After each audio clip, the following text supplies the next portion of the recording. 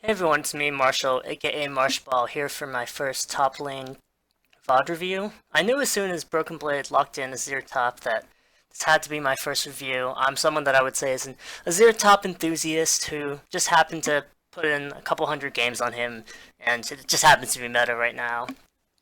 And I already know that in the comment section, people will be flaming me saying, "Oh, your first VOD review is a TSM game. Does that mean you're a TSM fanboy?" First of all, I want to say that I doubt I'll get any comments besides some of my friends just like outwardly flaming me.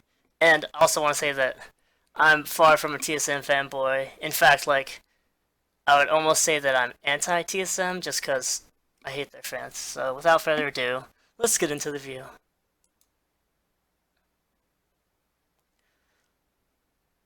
So going into Champion Select, TSM is going to ban Rumble here.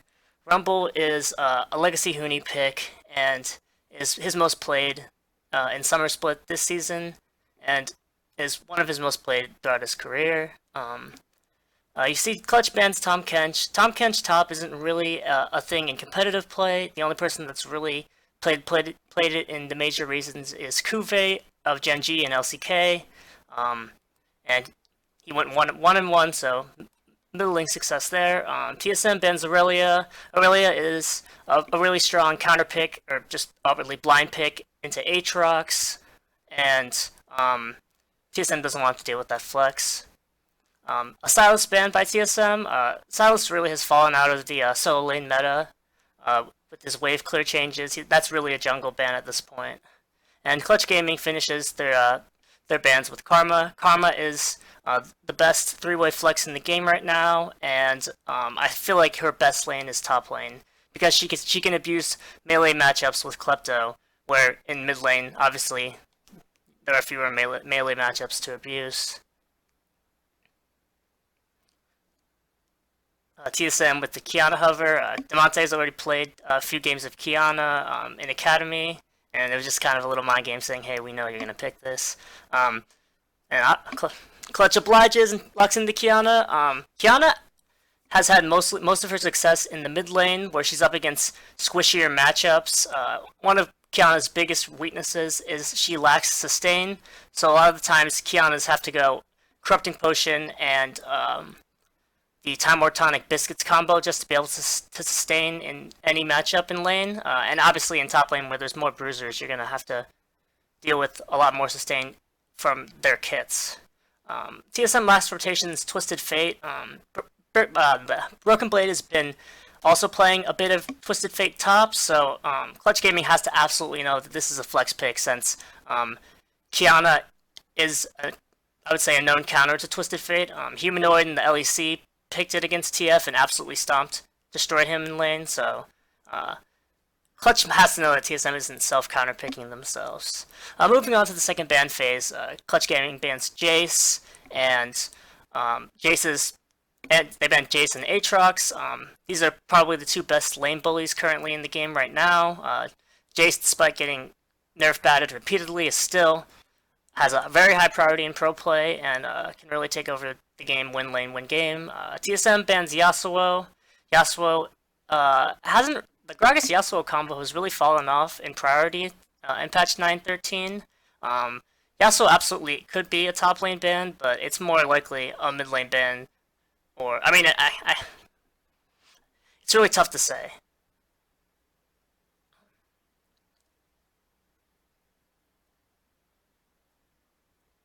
Clutch Gaming locks in Sej. Technically, it's a flex pick, but everyone knows the Huni can't play tanks meme, which is kind of overblown, but in this team, in his current team, Sejuani is 98% going jungle. TSM locks in Gragas. Fun fact, Broken Blade's also been playing some mid lane Gragas, but the moment we've all been waiting for, the Azir lock-in. And Clutch has to know this is Azir top. If you look at Broken Blade's op.gg solo queue account, he's been playing tons of Azir top. He even played it on stream multiple times, so Huni knows. And he decides to pick Cassio. Cassiopeia is also a known Huni pick. He's played it already a few times in the summer split this season. I'll never forget Huni's in the first ever game of MSI in 2015 when Huni was on Fnatic. There were 6 top lane bans, and Huni pulled out top lane Cassio against Darius's Gnar and absolutely destroyed him in lane. So looking at the team comps right here, we have both Azir and Cassio are both mid-range mages with high DPS. I would say that Cassio is more mid-game focused, where Azir is more late-game focused. Cassio, early on, Cassio really is looking to do high DPS, single target DPS with the QE spam, where Azir is more focused on poking with his sand soldiers and wave clearing. Cassio's wave clear early on isn't that good, so Broken Blade can definitely abuse that, try to use his wave clear to abuse Cassio, but once Cassio gets tier and either Catalyst or Lost Chapter, then Cassio's wave clear is pretty good right now. Looking at the 2v2, obviously Sejuani is really difficult for Azir to deal with. In mid lane, you see that when there's an Azir mid versus Sej, you see them either take cleanse or rush Merc Treads just because of how oppressive Permafrost and Sejuani ult is. So Broken Blade definitely can get camped with pretty little interaction. What Broken Blade has going for him in top lane is Azir has great mobility. He can stream a shuffle away, and that definitely helps him in a long lane, where Cassio has more situational gank escape assist. Miasma is one of the few abilities in the game with a minimum cast range. I actually can't think of any besides, I guess, Victor E is the only other ability I can think of with a minimum cast range. I could be wrong. I definitely am probably forgetting something. In the comment section, someone hit me up and say any other abilities that have minimum cast ranges. But anyways, and also she has to use her R and obviously stun the target. She has to have the target facing her, so there's definitely room for outplay. Versus Azir ult, it's a point-and-click hard CC skill shot where it's pretty hard to get outplayed there. Honestly, I know the meme of, oh, Corki Azir, mid, this meta sucks. Snooze fest is like a meme, but honestly, Corki top here isn't that bad. I honestly think that Corki top is very viable in the meta right now. I've observed many top EU, NA, and Korean pros play Corki top with Klepto and solo queue. It's really good for against melee matchups that you can abuse, and it's a lot more safer with Valkyrie and package. It's almost a free base that you can come back to lane without TP, and you can roam. Your wave clear is good. You can even max E. I know Doinby messes around with Iceborne Gauntlet. I don't know how I feel about that, but it's definitely much more viable than Cassiopeia top. I know Tooney and he wants to play this matchup, so I'll give him that, but I would have much preferred to see a Corki top here. In solo queue, when Impact faced that's what he chose. He chose Corki top.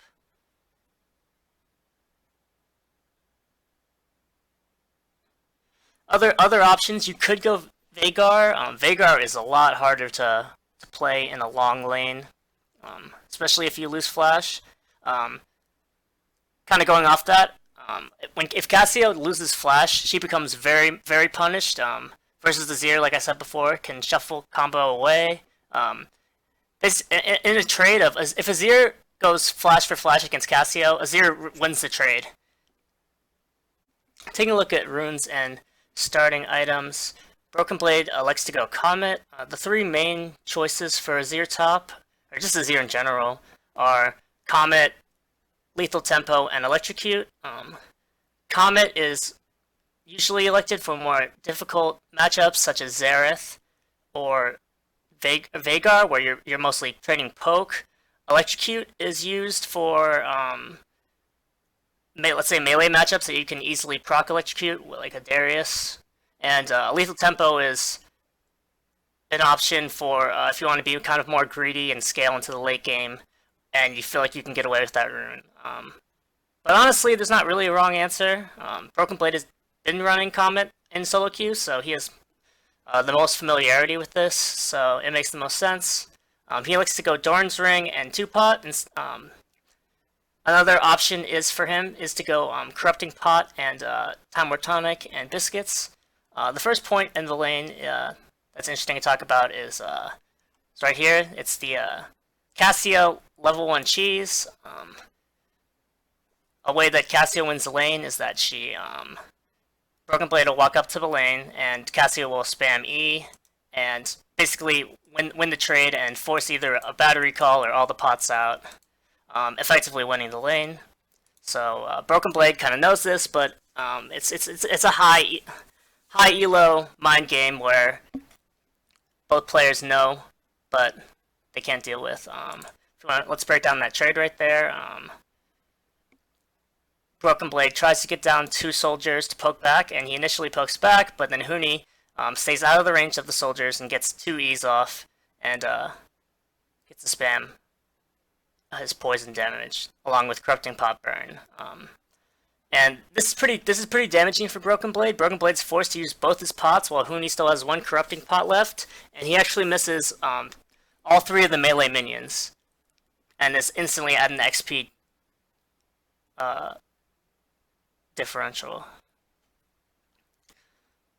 It's really big for Huni too because he's allowed to crash the wave into tower, and he gets the wave pushing back towards him as junglers are nearing that level 3 mark, going for top scuttle, and so Broken Blade will be more vulnerable to a gank than Huni eventually.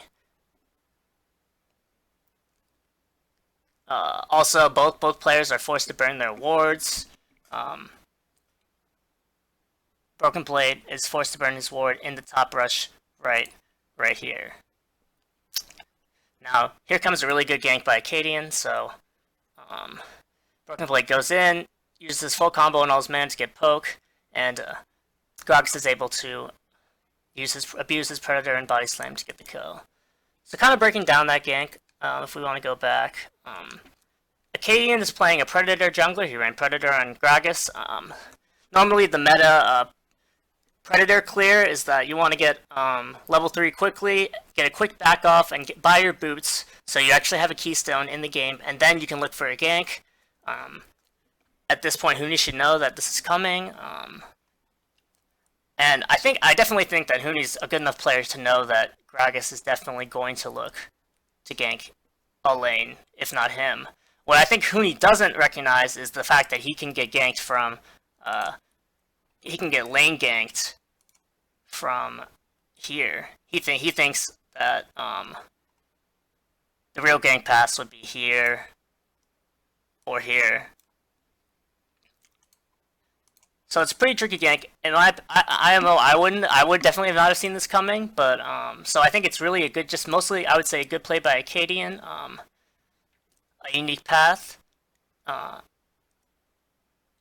And he gets tempo as well. Now, this is the real tilter as a top laner. Huni probably should have just admitted defeat and just not tried to flash. The only way that Huni can live here is if Gragas starts his E body slam and Huni has to flash, forcing either like over here or over here, forcing Gragas to predict the direction with his flash to get a body slam. That's the only way that Huni can live with flash.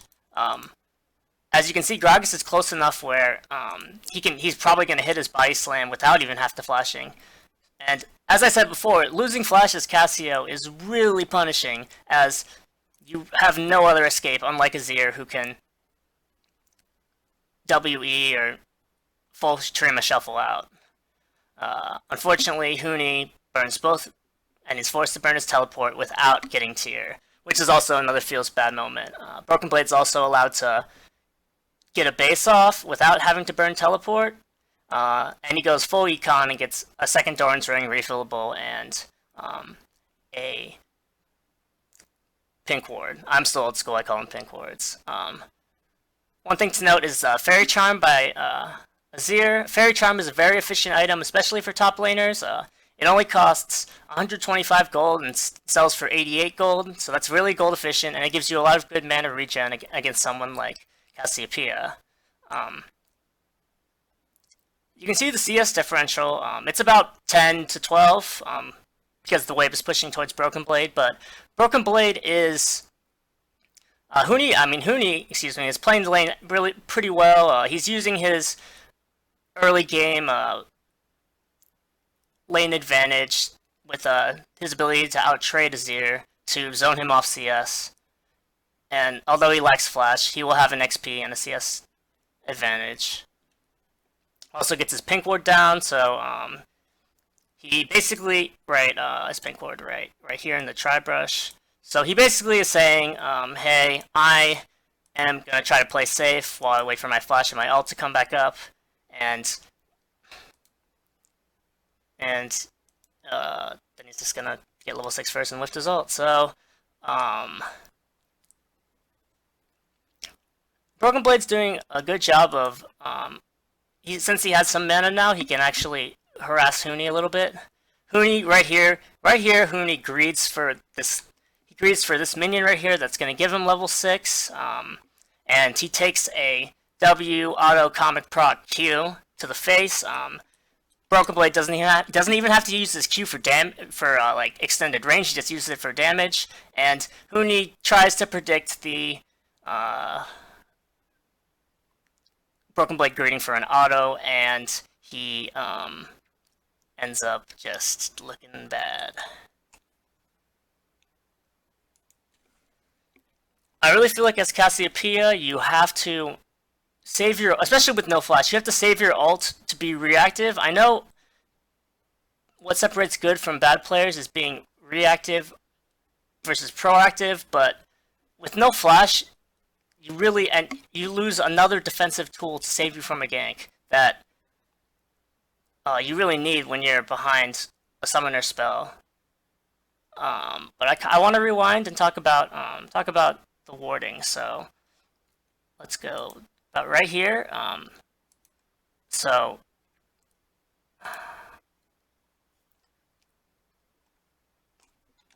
TF gets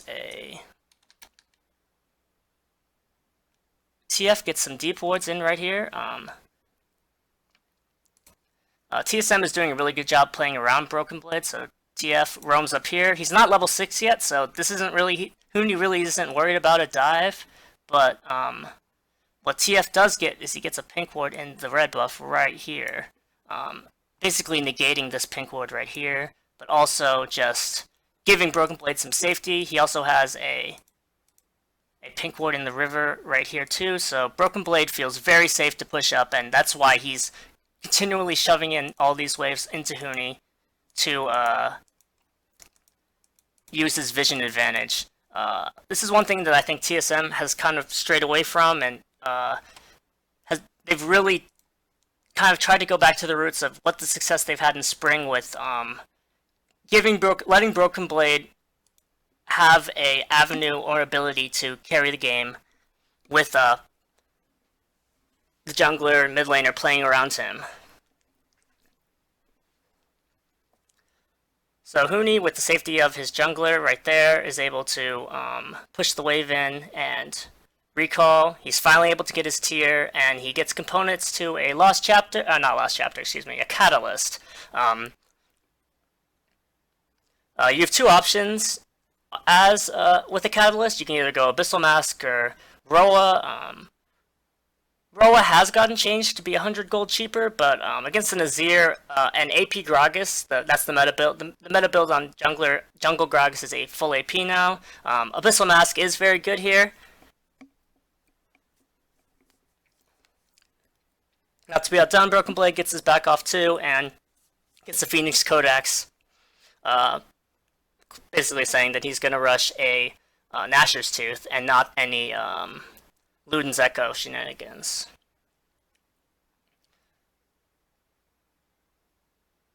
Huni gets to the lane first and is able to kind of try to soft freeze.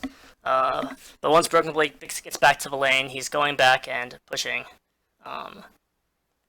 Broken Blade pings out that he knows that there's a pink ward here, but doesn't feel like he can clear it. Wants his jungler to clear it. So it's pretty underrated thing to notice is saying that, hey, I know where there's vision. And then he gets a cheeky little ward right here, kind of negating the pink ward.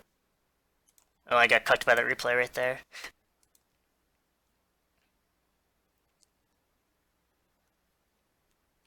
Ooh, but that is something I do want to talk about.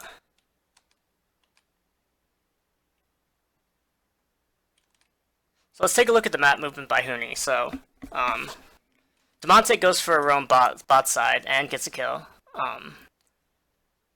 So it was a good roam, and TF does a good job punishing and pushing the wave in. Right here. So Huni elects to go mid instead of going top. And let's say, why does Huni do this? Because obviously, as a pure solo queue selfish opinion, you don't want your direct laner to get any advantage over you. And realistically, Broken Blade is going to get a plate. Is going to get these at least one plate here topside. So why would you deny TF a plate in opposition? And what Huni is really worried about is level 6 TF tower dive. He knows that the jungler is topside. He knows that TSM jungle is topside. He knows TF has level 6. He's worried about getting dove here. So he would rather get the farm right here. So, an actually good play by Huni. He does have his flash and his ult up, so OG Huni would say, I'ma just outplay it. But he's actually showing some growth in saying, hey, I can't outplay this. Which is kind of ironic because we all know that in the next play, he is just gonna absolutely waste his ultimate on a red buff steal. I don't really know what Huni was going for there. Like, it's pretty obvious that Gragas is gonna just fade away smite, kind of like how he does. But Acadian does play it well. But as I said before, using your ult for nothing really says, hey, come gank me. Really cheeky roam by Smoothie right here. Trying to use base timers to see if Broken Blade will look to be aggressive. It ended up not working, but I appreciate plays like that from supports. And then Broken Blade finally clears the control ward and the tri-brush.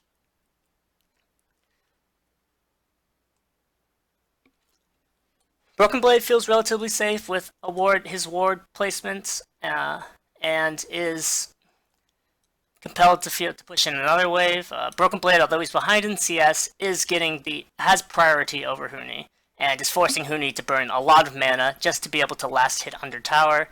Cassio, it's pretty easy for her to spam E and not lose any mana, but once you have getting shoved under tower, you're forced to burn Qs and spam Es just to get the last hits. And Cassio isn't at the point with either a Lost Chapter or a Catalyst to be able to spam mana.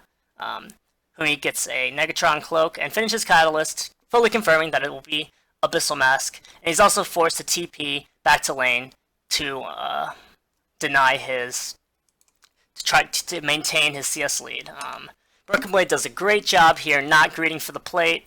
He thought that Huni would ult him under tower right there, and he unfortunately gets kind of cucked by the plate having 1 HP, but he doesn't greed out. He doesn't do the solo Q strat and greed out, and he is also just decides to burn his TP2 instead of using it for a play, and gets his Stinger to fully solidify that he's going Gnasher's Tooth. I don't mind Azir burning teleport there. Azir doesn't really use teleport that well, like traditional tanks or bruisers. He uses it kind of like Jace, where he really can only use it effectively if he's making a play topside, or making a initiative play first. Reactive TPs on Jace don't normally work out. Broken Blade sees that Clutch has taken Rift Herald, and Huni groups up to help the tower take. Broken Blade initially walks down, but realizes that tower's gone, he can't do anything about it, and instead prefers to get a plate and push the lane in topside. Huni gets part of that first tower gold, he gets some plates, he misses out on the first tower gold though, so feels bad, man, but he wants to pick up this farm top. Broken Blade does get the plate because it had no HP, and gets a slight advantage now. The CS is pretty even.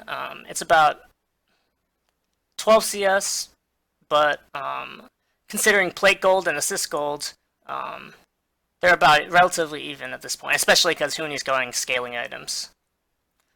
Broken Blade. Now this is a great top laner sense example by Broken Blade. Broken Blade knows that since the mid tower is down, that right here, obviously the mid tower is down. TF has a wave pushing to him. All of this is basically Clutch's jungle at this point, especially with his jungler bot side. So Broken Blade backs off, doesn't greed, doesn't want to get dove, and ends up reading Damonte like a book. He only has to burn WE also. Burning the full Shurima Shuffle is a lot of mana. It's about a third of your mana bar, so that's pretty big here. And then here comes another interesting play. So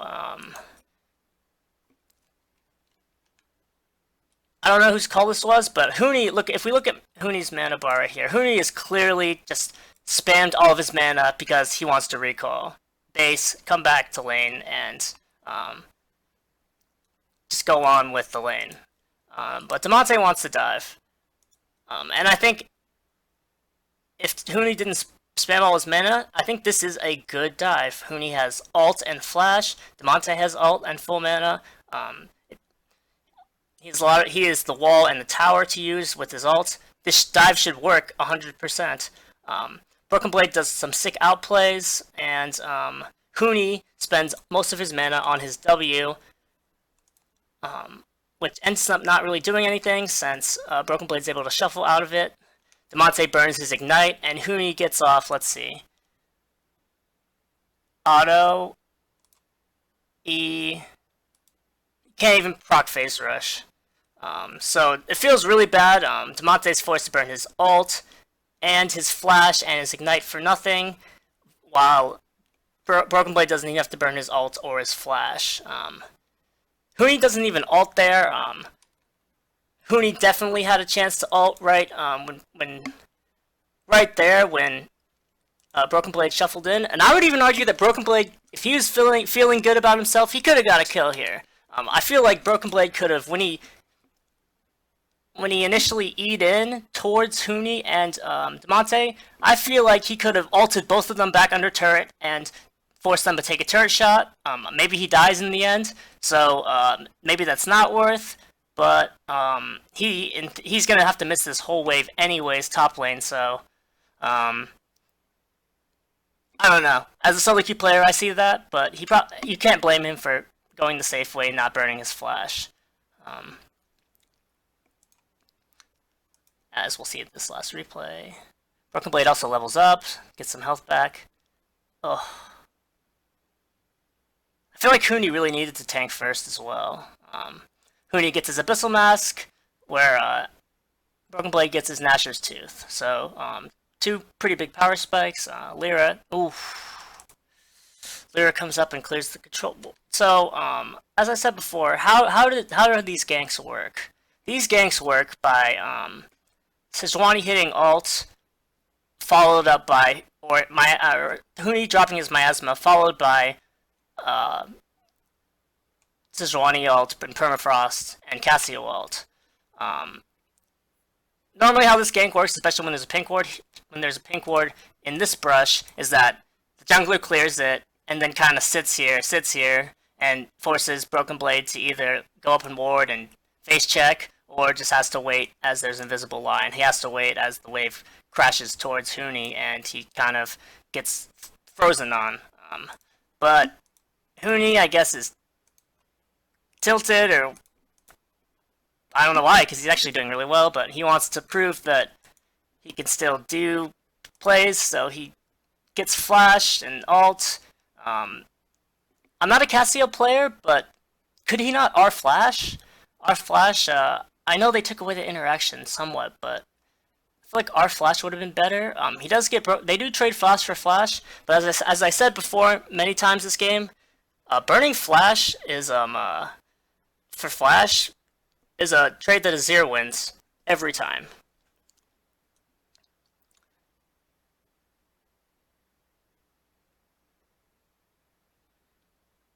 Either way, Broken Blade's doing a great job of absorbing pressure.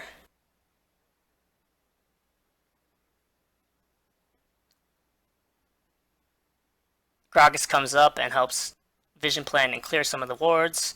As I said before, TSM is doing a great job of playing around Broken Blade and Vision. And then, yeah, let's take a look. So, you burned your ult, you burned your flash, Huni. You're already at a huge disadvantage, but he sees the Predator above his head, and he still keeps going in. There's only 2 or 3 minions here. They can't really dive you. Maybe they can, but it's a lot more difficult to dive if he just walks back instead of going for a trade. Like, why is he going for this trade right here? Best case scenario, he goes even in a trade and sustains up with corrupting, but I just don't get it. He pulls the very solo queue move of you see the Predator above your head. You know the gank is coming, yet you're still aggressively trading in, and you have no alt and W or flash to no ult or flash to outplay it. The situation. Also, that's XD at Broken Blade's little. I don't know how the fuck he missed this Azir ult, but I know I'm one to talk, and my friends will definitely flame me for missing a few ults myself. Either way, Acadian is able to help Broken Blade get turret first above top laner, and Broken Blade is pretty much caught up now in CS. And definitely with kill and turret gold is ahead by a decent margin. Broken Blade. Okay, so this is a point of contention among me. So Broken Blade backs and gets sword boots right here. And I personally don't think this is correct. Cassio, a high DPS AP mage. Sejuani, a ton of CC. And then Rakan Charm, more CC. Even, no, never mind, those are roots. So, Broken Blade, and he has no cleanse, he has taken TP, so Broken Blade is very much exposed. Yes, there is some magic resist here too. Yes, there is some magic resist, and there is, an argument for pen boots, but, Broken Blade is really channeling some big dick energy and saying that I don't have to worry about getting mercs and getting hit by Sejalt because I'm just not gonna get hit. It's a very Korean strategy and way of thinking, just outplay it. So as someone that is, I would say, a Korean League enthusiast, I respect the decision.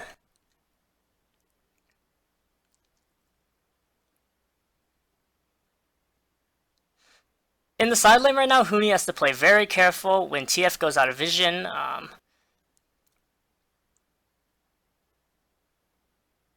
Huni does interesting play. Yeah. Pros are very good at respecting the TF roam, similarly to Shenar, which is good to see since that double pink ward right there. It's good to see pro players differentiating themselves from this isn't solo queue. Broken Blade pushes a wave in and groups up with his team to look to take mid tower. What this comp really lacks is wave clear. Like I said before, Huni and Cassiopeia's wave clear isn't that good.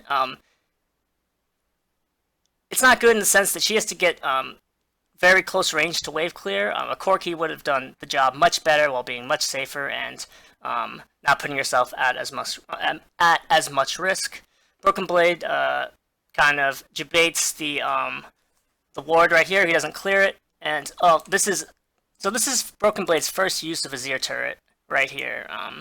And what he does is he kills all these minions right here, while his team zones off.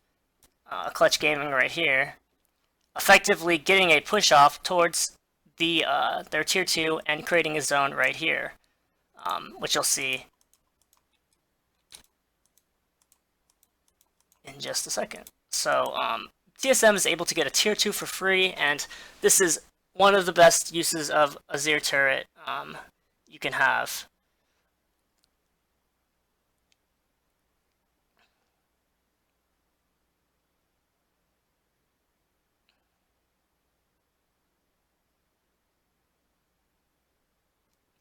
the use of Azir turret passive is a very underrated skill that players should really focus to get on the next level.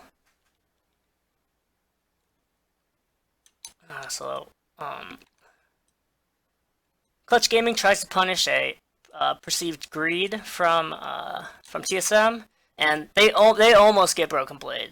A great combo by Damonte with Ignite, and if with no other interaction or help, Broken Blade is going to die here to the most broken summoner spell in all of League of Legends.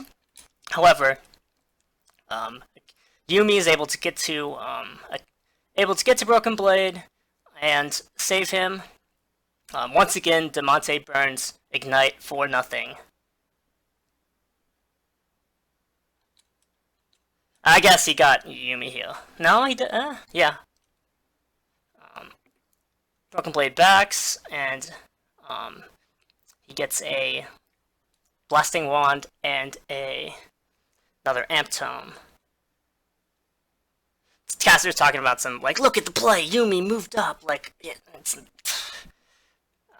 was nice, like, he saved him, but, like, literally Acadian walked to Broken Blade. He used his mouse and clicked up, so, and then Yuumi pressed her buttons, so it wasn't anything too impressive. I think I'm shitting on the casters too much, but, because I think Azael's casting this, and I actually like Azael. He actually, like, pays attention to the other regions, so, I can't give him too much shit.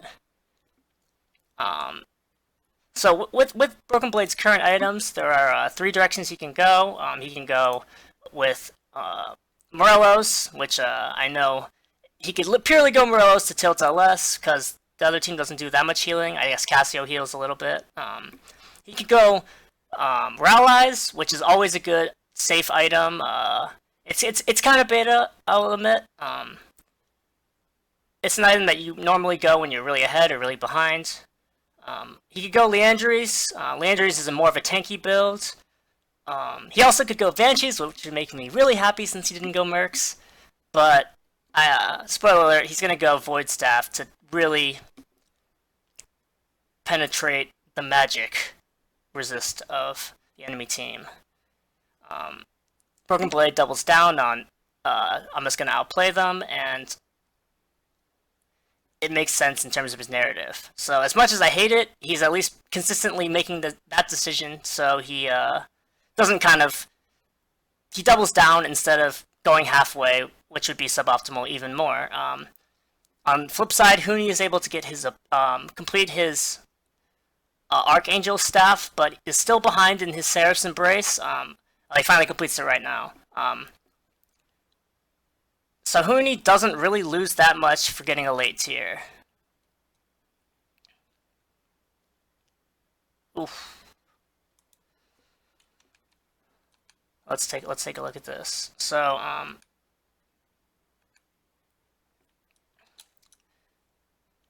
Broken Blade knows that kind of greeds out here because he knows that he has no vision here. There's no vision here, and he don't see anybody. But he still grids out for the wave. You can see Damonte question mark pinging him saying, what the hell is this guy doing?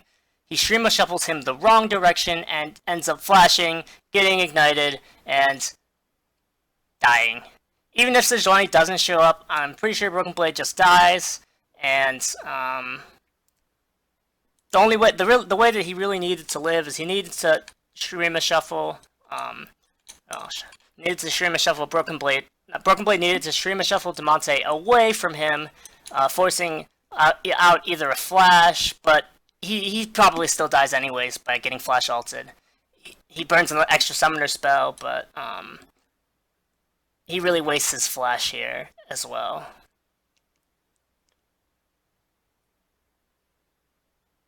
Like, I don't know what he's looking at. I know Kiana is a new champion and such, but I just don't know what he's trying to do. TSM doesn't really get to punish much. They mostly just get to push in waves and get some XP. So a small throw by Broken Blade, but overall he's still very ahead of Cass.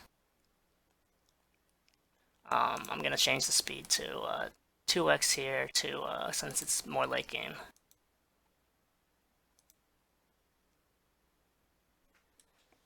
As on the reset, TF goes top lane and Broken Blade goes bottom. Broken Blade feels safer in the bottom lane, where there's not a dragon is coming up, but it's not quite there, and that's really to try to protect Broken Blade's lack of having flash. And since there's much more vision, that you can see there's control wards and a few wards near the river. But even then, when Broken Blade goes to group up, he's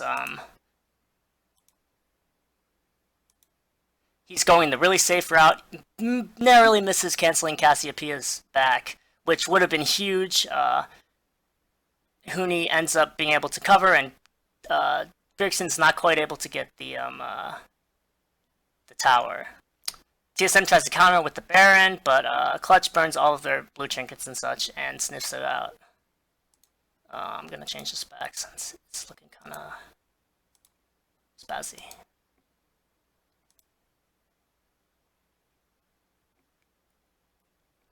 This game's all about 1-3-1, wave control, and Baron. And I really think like the NA's can't sideline meme is pretty somewhat overblown. A really good engage here by Rakan. I would say Vulcan's actually played this game fairly well. He's had good engages. TSM kind of greeds out for this turret right here. Huni with a great miasma. He actually still misses his Cassio ult and doesn't stun anybody. But good job, you did some damage. Good job, buddy. You got a double kill. Once again, Broken Blade's lack of MR is really hurting him. But I also would have to say that he hasn't gotten like Sejuani ulted or anything where it's been like, if you had Banshee's Veil or Merc Treads, you would have lived. So I'll give him that. Clutch is able to get the Baron, but TSM gets some exit kills. Huni actually has a sick Soaz out with the Baron buff. You'll see Cody-san kind of chuckling about it afterwards. Cody-san, I think, was laughing about his escape too, because Broken Blade nearly canceled his recall. But, and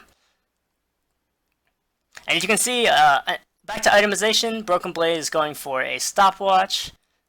He's going to recall now, and he's probably going to pick up a needlessly large rod, so he's going for continuing to go for the most DPS AP possible with the death cap.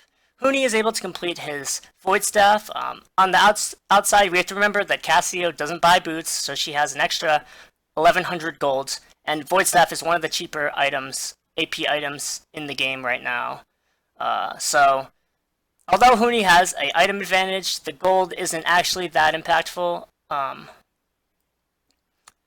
And there's not even that much. There's Mikhail's and Merc Treads on Gragas. That's about it. There isn't that much MR, so not the best purchase, but if he wants to get 3 items, that's the quickest he can get. Clutch goes for a YOLO engage that TSM fully sniffs out. Broken Blade has no TP, but he walks and rotates and gets some kills. Nearly dies to the turret, but honestly, him taking turret there actually kind of was almost impactful, but they still were able to get the inhib. So, 2 inhibs for TSM, despite not having Baron, is very big.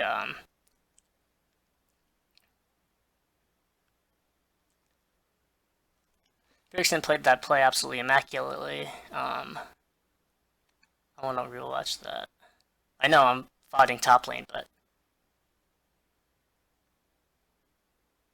Bjergsen with a sick QSS to able to not get and then Broken Blade with a good flash WQ in to make sure that he pokes him out. Bjergsen with a great use of TF ult. He doesn't want his team to get flanked as they did last time, and they're able to secure vision and get onto this Drake. Getting a Drake at 30 minutes, very underrated play since that instantly spawns the Elder Dragon in 5 minutes. A lot of teams, if it's like a not the best dragon, they will not intentionally not take it until 30 minutes to ensure that they get an Elder, and they don't RNG another dragon that they're forced to fight on. Huni with the hunting guys going for Morelos. Leandries. Leandries is a very good item on Cass, Broken Blade with another needlessly large rod, getting closer and closer to that death cap. Broken Blade pushing top. He's trying to farm up and get as much gold as possible until he can get that death cap. But he has it, so he gives Vens the Krugs. Broken Blade looking to recall.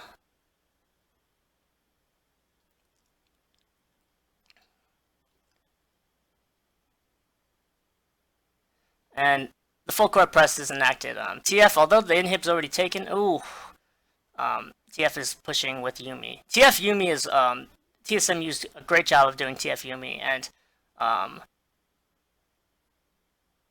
good job, Huni. You actually, for the first time, stunned someone using your ult, and you actually saved yourself. So I'm proud of him. He hit his first ult on a champion, and didn't actually have to burn his flash. 40% CDR on Cass, his ult's already back up, so that feels good, man.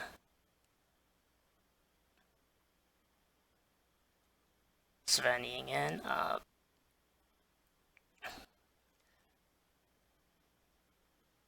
Broken Blade finally has his death cap, and they get the big pick on the jungler. Broken Blade doing Caitlyn things and DPSing down the Baron without having to go actually in the pit. And now they're looking to end the game, or at least get 3 inhibs. Clutch has to fight here. If they lose this 3rd inhib, they lose the game. But luckily their inhibs are respawning, so they ended up not going for that fight and get baited in. Huni completes his Leandries and is at 4 items. Huni right now is very strong. And while Broken Blade gets arm guard for Zhonya's. So this is a very tricky play by Damonte. This is a game-winning, I wouldn't say game-winning play, but this is a winning play in the long run. This is how you get back in the game. So Damonte knows that Broken Blade doesn't have a lot of vision, so he sneaks into this brush right here. Broken Blade's already kind of apprehensive. He knows that where his mid-wave is right here, that he can't pass this line. He has 1 solitary ward right here, and that's about it. So Broken Blade already knows that, and he can only see Cass. So Broken Blade knows that something's up. But what really tricks him is this blue trinket usage right here. So he checks the ward, he can see the ward, and he has no clue that he doesn't even expect that Damonte is here. He expects Damonte to be, if you look at the minimap, somewhere over here. And especially with that use of blue trinket, it was an immaculate use, and Damonte is able to jump Azir, who's not even able to flash or hold on. Okay, sorry. I was just seeing his TP timer. But Broken Blade can't react at all. Even if he does, he's dead. A good free pick. TSM not perturbed. Keeps pushing the top lane. Acadian stops some recalls from Damonte, that was just a greedy recall. Huni is on base clearing duty right now, and they lose. They don't really lose much. Vulcan looking for an engage. Broken Blade probably still doesn't have enough gold to complete Zhonya's yet, so he can't really buy anything. Kind of surprised he still has the yellow trinket at this point, but